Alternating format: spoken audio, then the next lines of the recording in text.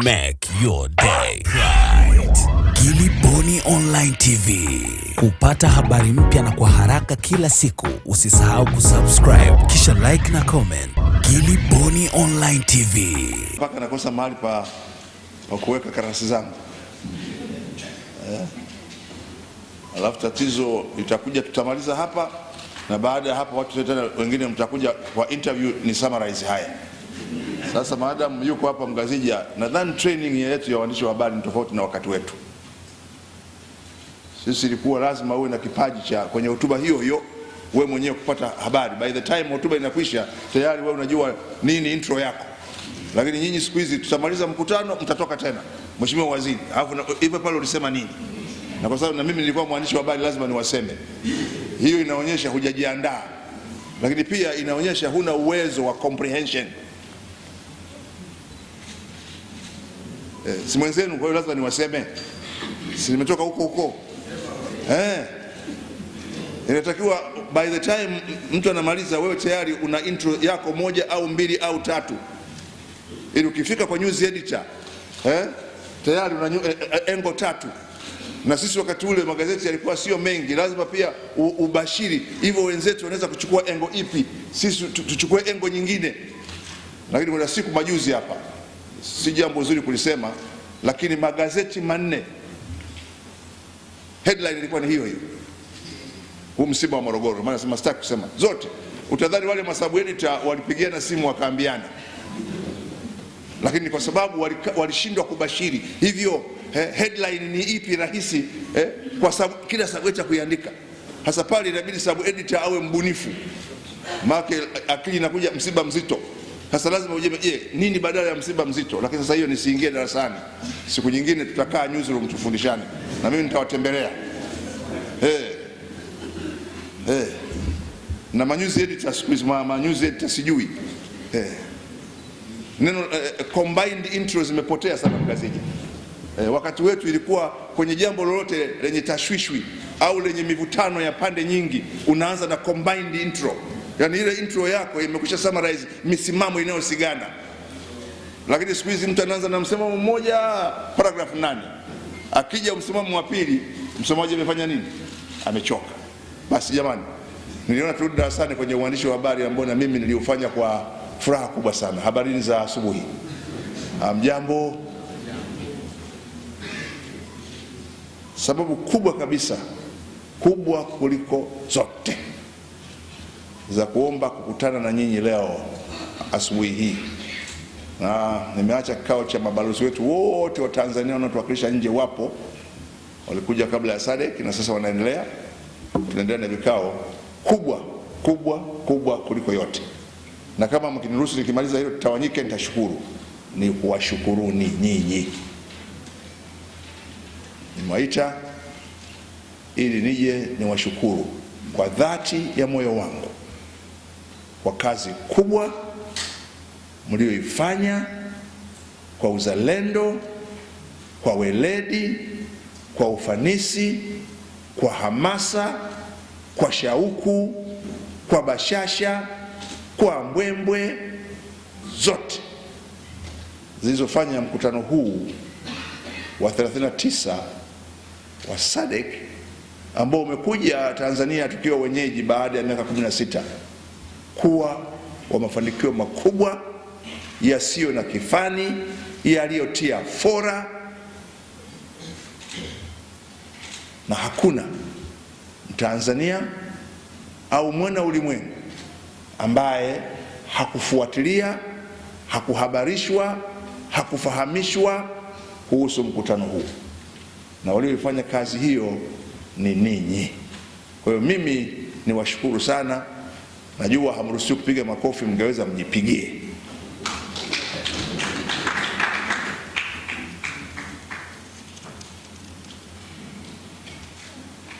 Waandishi wa habari, kila taifa duniani lina mambo yake makubwa. Kila taifa. Na katika mambo hayo makubwa duniani kote, na sisi tulianza kujisahau, taifa hushikamana pamoja. sababu ni jambo la taifa na taifa hushikamana pamoja.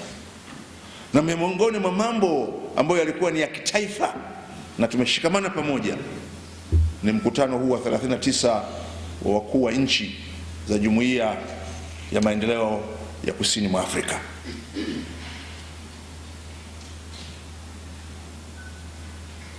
Magazeti yote, television zote, radio zote, online TV zote, sijui mambo gani mengine yote, na mimi niliyafuatilia kwa karibu sana katika kipindi chote cha maonesho ya wiki ya viwanda ya SADC, na wakati wote wa mkutano wote dhima yenu ilikuwa ni moja: kuyaeleza mambo na matukio yaliyotokea wakati huu kwa mtizamo chanya, mkifahamu kwamba haya ni mambo ya kitaifa.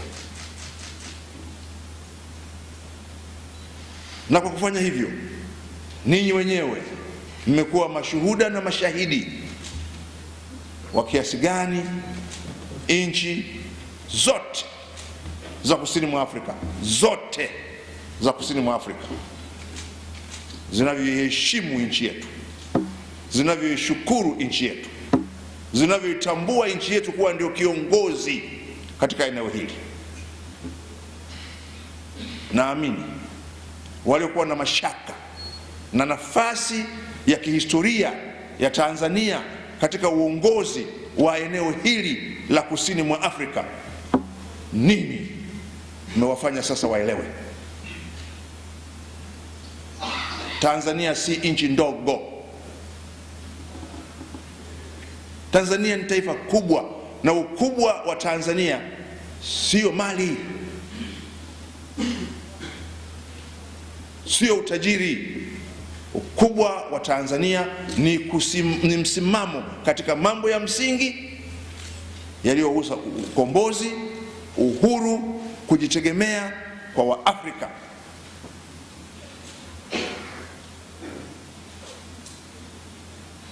Miongoni mwa viongozi ambao wamewahi kusema hadharani,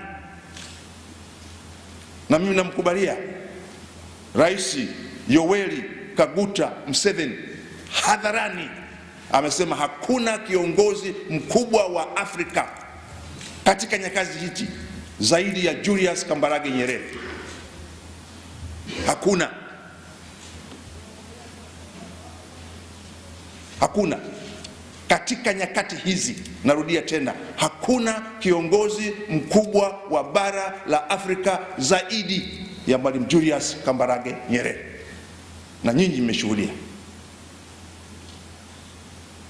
Hakuna nchi yoyote iliyo kusini yetu ambayo Tanzania haikutoa mchango wake ama kuisaidia kupata uhuru au kujitegemea.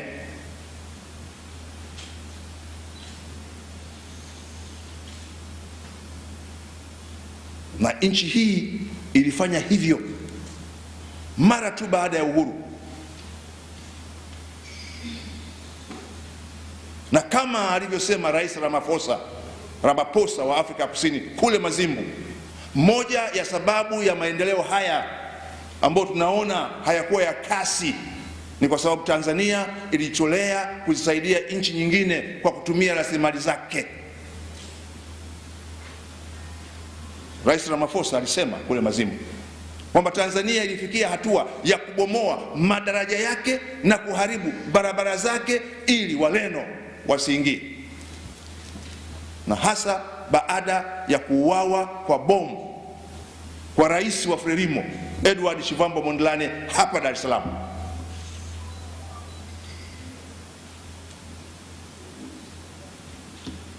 Na nyinyi mkitoka hapa kama mna muda, baada ya ubalozi wa India, baada ya ubalozi wa nchi za Ulaya, baada ya ubalozi wa Norway, ilikuwa ofisi ya kamati ya ukombozi ya Umoja wa Nchi za Afrika. Baada ya hapo ni ubalozi wa Msumbiji, na upande huu ni ubalozi wa Canada na ubalozi wa Misri.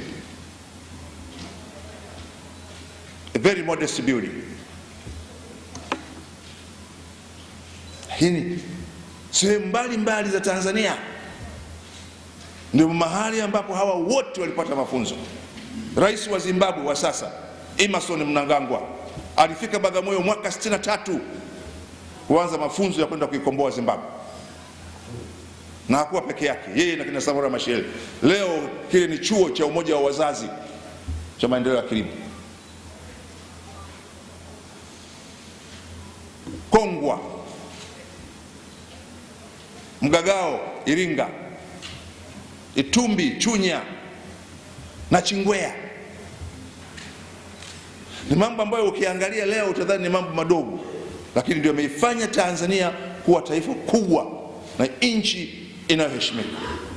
Na ndio maana mkutano huu wa 39 kwa baadhi yao, kama rais wa Zimbabwe ambaye alifika Tanzania kijana mdogo kujifunza kwenda kukomboa nchi yake mwaka 63, ilikuwa ni hija.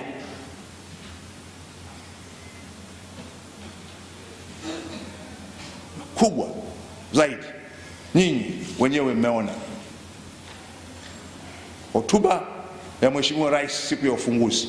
Marais wote wameomba wapewe nakala. It was a powerful speech katika historia ya SADC, inaoonyesha mwelekeo wa wapi Afrika iende katika ukombozi wa pili, na ukombozi wa pili ni ukombozi wa kiuchumi. Na hatuwezi kupata ukombozi wa uchumi kama hatufanyi yafuatayo: moja, kuwa na nishati ya kutosha, affordable energy. Lakini pili, kuwa na miundombinu ya kisasa, ndio maana ya standard gauge railway. Lakini tatu, kujenga viwanda ili tuweze kutengeneza bidhaa ambazo tutatumia sisi wenyewe na kuuziana ndani ya soko hili, lakini bidhaa tutakazouza nje.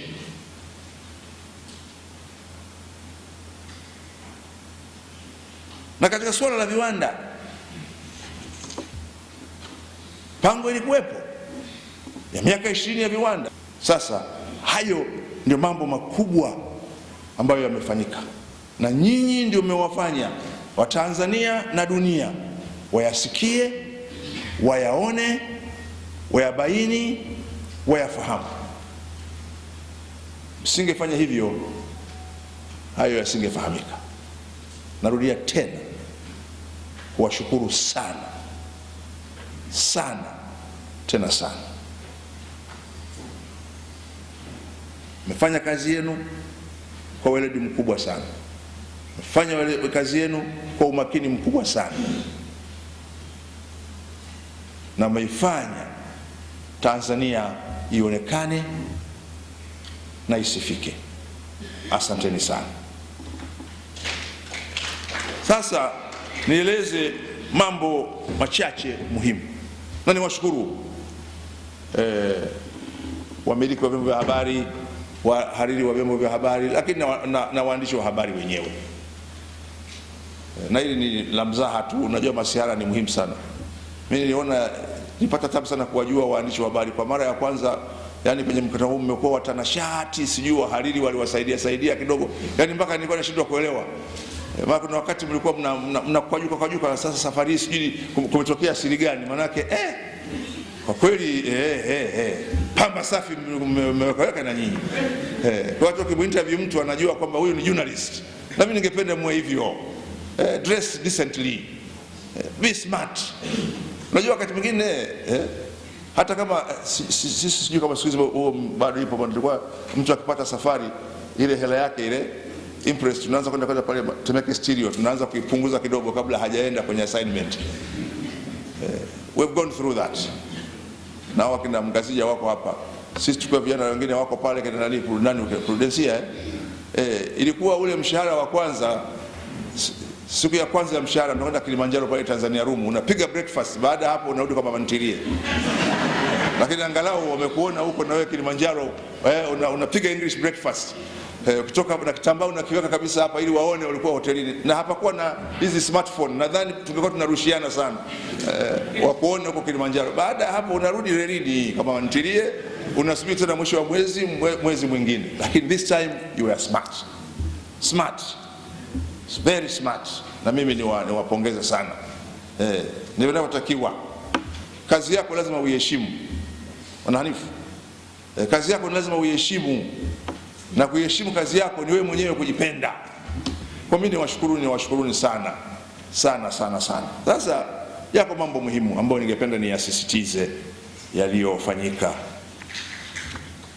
La kwanza, tena niwakumbushe kwamba mkutano mkuu wa wakuu wa nchi umemalizika, lakini shughuli ndio zimeanza.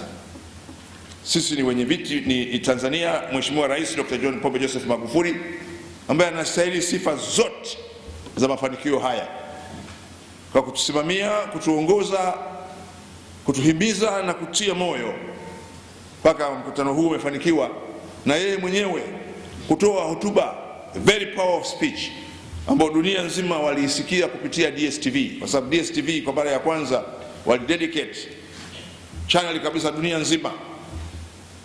Kwa tumeshapata, na nyinyi hakika mmepata feedback dunia nzima. Kwa tuna mwaka mzima mpaka tutakapoikabidhi Msumbiji mwakani mwezi Agosti, na kuanzia sasa mpaka Agosti mwakani patakuwa na shughuli mbalimbali zinazofanyika, na takribani mikutano isiyopungua 30 ya kisekta. Sekta zitaanza kukutana hapa Tanzania, na baadaye mwakani tutakapomaliza wakabidhi wanaofuata. Kwa la kwanza ambayo tutasimamia kwa nguvu zote katika mwaka huu ni ile dhima yetu, ile dhimu yetu ambayo sisi Tanzania tumeichagua. Kwa Kiingereza inaitwa A Conducive Environment for Inclusive and Sustainable Industrial Development, Increased Intertrade and Job Creation. Na dhimu hii Tanzania hatukuichagua kwa makosa. Mheshimiwa Rais hakuichagua kwa makosa. Ni lile nililosema. Tunatambua kabisa ni lazima tuwe na mazingira wezeshi na shirikishi. Kwa lengo gani? Kwa lengo la kuwa na mkakati wa viwanda endelevu. Ili ifanye nini? Ili tusaidie kutengeneza bidhaa ambazo zitaongeza biashara kati yetu. Na kwa kutengeneza bidhaa zitakazoongeza biashara kati ya nchi zetu hizi, itachochea pia mahitaji ya watu kufanya kazi na hivyo kuongeza ajira. Kwa katika mwaka huu Tanzania itahakikisha dhimu hii au dhima hii au kauli mbiu hii tunaisimamia ili itekelezwe, ikiwa ni pamoja na mkakati wa SADC wa viwanda. Kwa hiyo kati ya sasa shughuli zifuatazo zitafanyika. Moja ni kutengeneza mkakati au mpango kazi wa kila nchi utakaosaidia kutekeleza kauli mbiu hii. Lakini mbili ni kutambua au kubaini au kubainisha miradi ya viwanda na uwekezaji ambayo inaweza kuwa mfano kwa nchi nyingine pia kuitumia. Tuonyeshe, tu showcase ni nini tunacho. Na wakati wa maonesho ya viwanda, na hakika nyinyi mliotembelea, yalipangwa vizuri sana. Wale mliotembelea cluster ya viwanda vya kutengeneza dawa, nina hakika hamkuamini kwamba tuna idadi ile ya viwanda vya kutengeneza dawa hapa Tanzania. Na nisivitaji vingine ili nikaonekana navifanyia advertisement, lakini viko na vingine vimeanza siku nyingi sana. Wote mkipita humu ndani ya jengo hili kuna hizi sanitizer hizi unabonyeza afu unanawa ili zote hizi ni za Tanzania, hasikuagizwa nje. Na anayezitengeneza naye alionyesha pale na aliweka bidhaa zake pale. Lakini pia tulimwona mwekezaji mmoja Mtanzania kwenye EPZ, kampuni ya Tanzania ambayo inatengeneza hizi kadi za ATM hizi. Na yenyewe nchi nyingine kwetu hapa katika nchi za SADC wao wanachokiweka ni haka tu, lakini Tanzania tuna uwezo wa kutengeneza kadi yote. Na kwa sababu walikuwa na sehemu ndogo ya maonesho, naamini waandishi wa habari wengi mnaweza kwa pale mahali walipita, kwa sababu hawakuwa na sehemu kubwa, lakini wanatengeneza kadi yote na material yote wanayotumia kutengeneza hizi kadi ni ya hapa hapa Tanzania. Lakini mliotembelea ile eneo waliokuonyesha viatu, wawe ni magereza, wawe hawa wa Kigamboni, wawe wale wa huku kama unakwenda Tegeta hapa kwenye daraja panaitwa nini hapa, Tangibovu, mliona bidhaa za viatu hali ya juu. Na wale kutoka gereza Karanga kule Moshi, mliona bidhaa, vyakula vilivyokaushwa na kupakiwa kutoka Zanzibar Sasa vitu hivyo ndio itakuwa kazi yetu kubwa, kuhakikisha kwamba katika kipindi hiki tunaonyesha vitu vile, ili tutakapomaliza mwenyekiti wetu tuwe na vitu vya kuonyesha au vya kutolea taarifa jinsi gani tumetekeleza hiyo dhiba na kwa kiasi gani tumeweza kuongeza biashara kati yetu. Takwimu zimeonyesha tunauza zaidi Afrika ya Kusini kuliko tunavyonunua, ingawa tunauza zaidi malighafi. Sasa ni kuziongeza zile malighafi thamani ili tuuze zaidi, lakini vitu tulivyonunua Afrika ya Kusini vyenye ubora ule ule kama ambavyo tungeagiza nje, imetusaidia moja, kubakiza fedha ya mzunguko katika eneo letu, lakini pia tumevinunua kwa bei chini zaidi kuliko tungeviagiza nje. Kwa hilo ni moja ambayo tungependa muendelee nalo katika mwaka huu. Shughuli za SADC hazijaisha ndani ya mwaka huu, na nitashukuru sana waandishi wa habari wenzangu, tuendelee kuandika makala, tuendelee kuandika habari, tuendelee kufuatilia utekelezaji, tuwaeleze wananchi waielewe hii kauli mbiu, maana yake, faida yake, na ni vitu gani Tanzania inavyo vinavyoonyesha ni jinsi gani kauli mbiu hiyo tunaitekeleza. La pili ambalo tumefanikiwa na halikuwa rahisi, tuambiane, haikuwa rahisi, na safari hii hatukutoa pesa, hatukuingia tena kwamba gharimieni, SADC yenyewe itagharimia. Swala la kukifanya Kiswahili kuwa lugha ya 4 rasmi ya matumizi katika mikutano ya wakuu wa nchi na baraza la mawaziri la SADC halikuwa jambo rahisi, na sasa Kiswahili kimekubalika kuwa lugha rasmi ya 4 ya SADC baada ya Kiingereza, Kifaransa na Kireno. Na jitihada hizi au maombi haya au msukumo huu wa Tanzania, wa Jamhuri ya Muungano wa Tanzania, Kiswahili kikubaliwe kuwa lugha rasmi ya 4 ya matumizi katika SADC, tulianza katika mkutano wa mawaziri uliofanyika Machi mwaka huu kule Windhoek, Namibia. Na pale tulipambana sio na upinzani, tulipambana na kutokuelewa kwa nini Jamhuri ya Muungano wa Tanzania inataka Kiswahili kiwe lugha rasmi, kwa sababu wako walioichukulia Kiswahili kuwa ni lugha ya kikabila, na huwezi kuwalaumu. Walisema kama ni lugha, mbona kuna lugha nyingi nyingine za Kiafrika ndani ya jumuiya? Je, na zenyewe ziwe lugha rasmi? Mkuu wa chuo kikuu kishiriki cha Marian Maruko cha Mtakatifu Agustino Sauti anapenda kuwatangazia umma kwamba chuo kinaendelea na udahili wa wanafunzi katika ngazi ya shahada kwa mwaka wa masomo 2019-2020 katika masomo yafuatayo: Bachelor of Science in Mathematics and Statistics, Bachelor of Education in Science, Physics and Mathematics, Bachelor of Education in Science, Geography and Biology, Bachelor of Education in Science, Geography and Mathematics, Bachelor of Education in Science, Physics and Biology. Muombaji awe na ufaulu wa angalau D2 kwa kidato cha 6 na kuendelea, au na stashahada kwa kiwango cha ufaulu wa GPA 3.0 na kuendelea katika masomo ya science.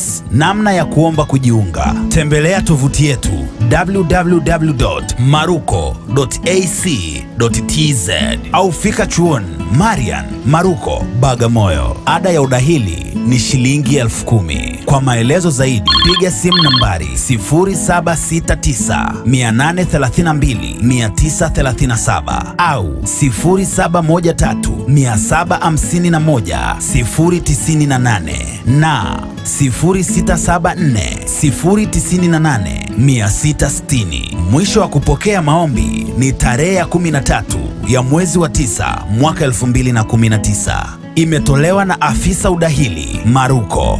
Wisdom and knowledge for freedom. Make your day right. Gilly Bonny Online TV. Kupata habari mpya na kwa haraka kila siku, usisahau kusubscribe na kubonyeza button ya notification.